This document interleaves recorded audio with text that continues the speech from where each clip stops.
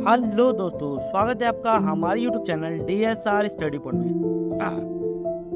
तो बच्चों, आज हम बात करने वाले हैं ज्योग्राफी के मोस्ट इम्पोर्टेंट एमसीक्यूज के बारे में। ठीक है, तो इसमें हम बात करेंगे जो हमारा चैप्टर है भू आकृतिक प्रक्रियाएं। तो इस चैप्टर के मोस्ट इम्पोर्टेंट एमसीक्यूज के बारे में बात करेंगे। तो चलिए आइए शुरू करते हैं। तो इसमें पहला प्रश्न है बच्चों, जो भू आकृतिक प्रक्रियाओं कि अध्ययन को क्या कहा जाता है। यानी जब भू आकृति यानी विविध प्रकार की भू आकृतियों का अध्ययन करते हैं तो उसे कहा क्या जाता है। तो बच्चों, उसे कहा जाता है भू आकृतिक विज्ञान कहा जाता है। जैसे पहाड़ों के बारे में, पर्वतों के बारे में, है ना, उसका जब अध्ययन करते हैं तो उसे भू आकृति विज्ञान कहा जाता है।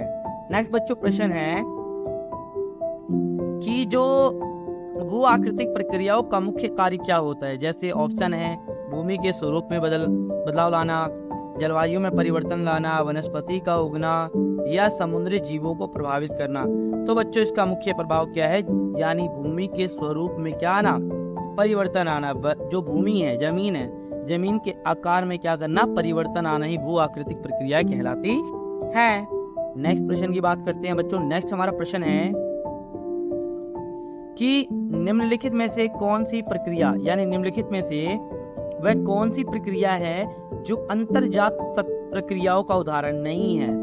यानी ये आप सभी को पता है कि जितने भी भू आकृतियों में कोई परिवर्तन आता है तो उसके दो शक्तियां कारण होती है, अंतर्जनिक और बहिर्जनिक। तो इनमें से कौन सी अंतर्जनिक शक्ति नहीं है।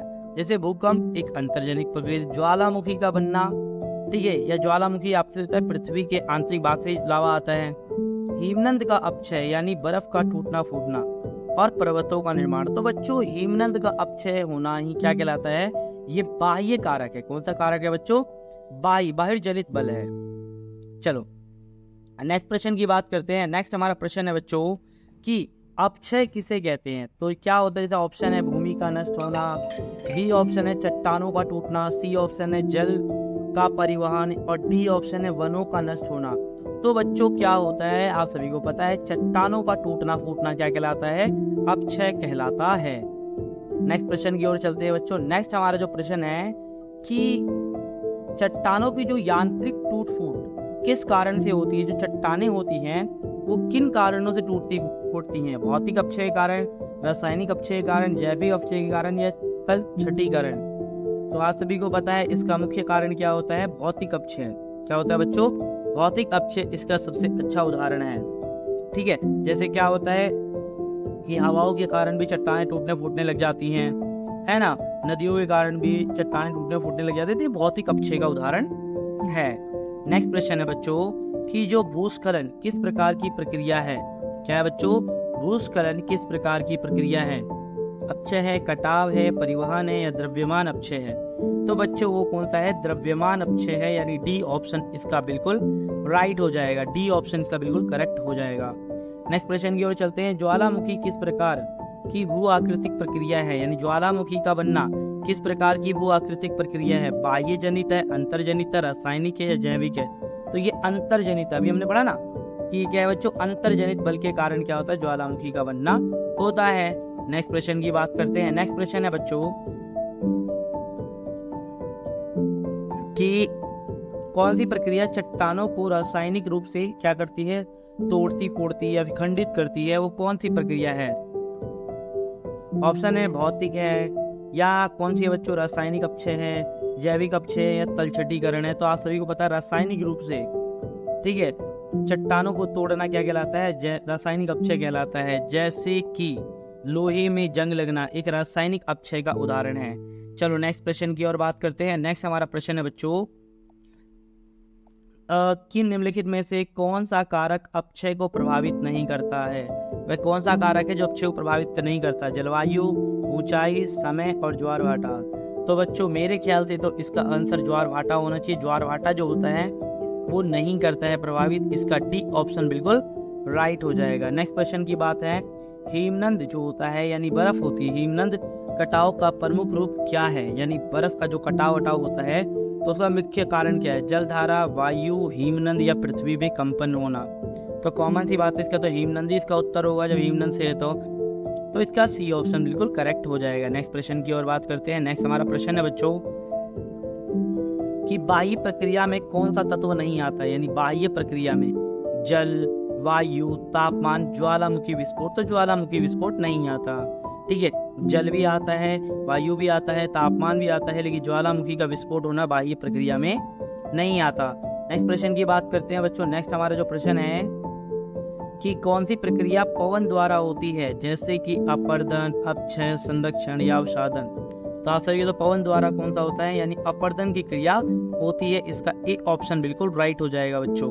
ठीक है, नेक्स्ट प्रश्न की ओर चलते हैं। द्रव्यमान अपक्षय किसे कहा जाता है? पहला ऑप्शन है भारी वर्षा के कारण। क्या होता है बच्चों, यानी जो भारी वर्षा है, भारी वर्षा के कारण भूमि का सरक जाना, चट्टानों का टूटना, या पृथ्वी की सतह का कटाव, या मिट्टी का डहना।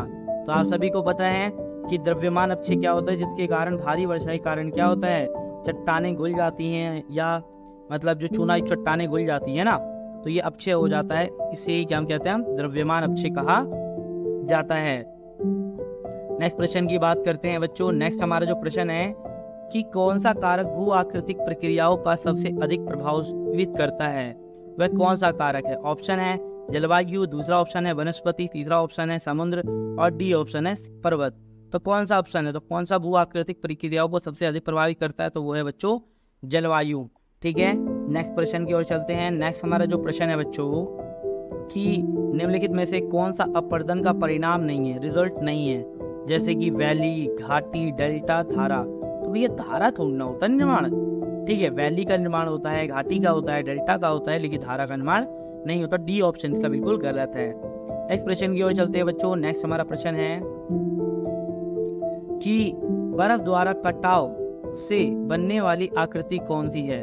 तो बर्फ के कटाव से बनने वाली आकृति कौन सी है? जैसे घोड़े की नाल का आकार की घाटी, वी आकार की घाटी, वृत्ताकार घाटी, या गंगा घाटी। तो बच्चों यू आकार की घाटी जो है वो बर्फ से बनने वाली आकृति है, यू आकार की घाटी। चलो नेक्स्ट प्रश्न की बात करते हैं बच्चों। नेक्स्ट हमारा प्रश्न है कौन सी प्रक्रिया चट्टानों को यांत्रिक रूप से विखंडित करती है, तोड़ती फूटती है? पिघलना, वाष्पीकरण, ठंडा, या संकुचन, या जल ऑप्शन। तो ठंडा संकुचन यानी ठंडा करना।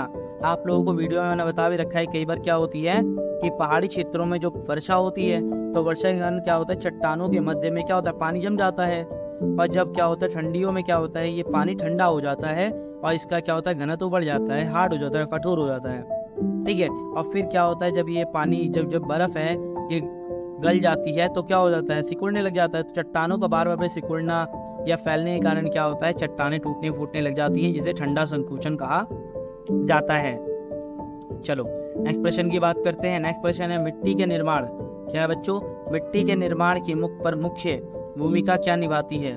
जैविक यानी जल और वायु, सूर्यताप, चट्टानों का अपक्षय। तो क्या महत्वपूर्ण भूमिका निभाते हैं? तो जैविक पदार्थ, सॉरी चट्टानों का अपक्षय। बच्चों कौन सा है, चट्टानों का अपक्षय। चट्टानों का टूटने फूटने से क्या होता है, इसका निर्माण होता है। चलो नेक्स्ट क्वेश्चन की ओर चलते हैं। नेक्स्ट हमारा प्रश्न है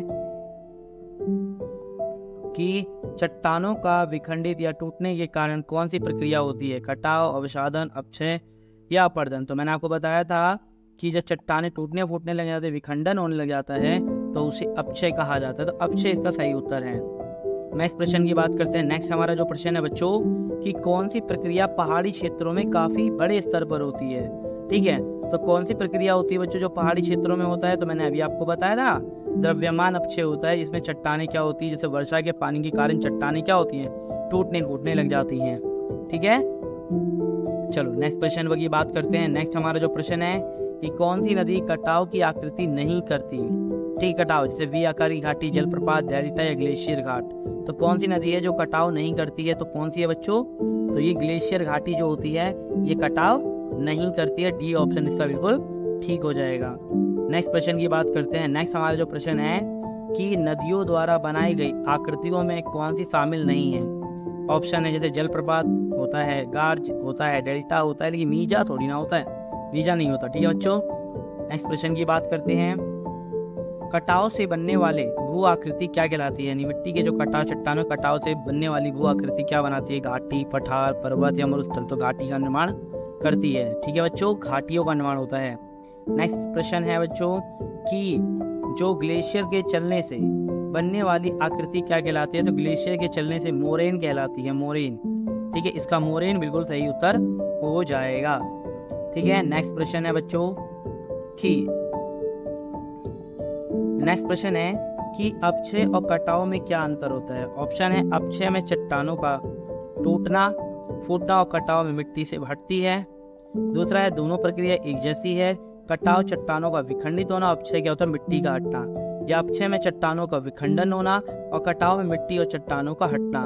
तो बच्चों इसका डी ऑप्शन बिल्कुल ठीक है। अपक्षय का मतलब चट्टानों का विखंडित होना, ठीक है, और कटाव में क्या होता है मिट्टी के चट्टानों का हटना। ठीक है, तो ये दो अंतर होता है अपक्षय और कटाव में। ठीक है, यानी इसका डी ऑप्शन बिल्कुल ठीक हो जाएगा। तो ये है बच्चों इस चैप्टर के मोस्ट इंपॉर्टेंट एमसीक्यूज के क्वेश्चन। अगर वीडियो अच्छी लगी हो, इन्फॉर्मेटिव लगी हो, तो प्लीज़ वीडियो को लाइक, शेयर एंड सब्सक्राइब जरूर करते हैं। मिलते हैं एक नई वीडियो के साथ।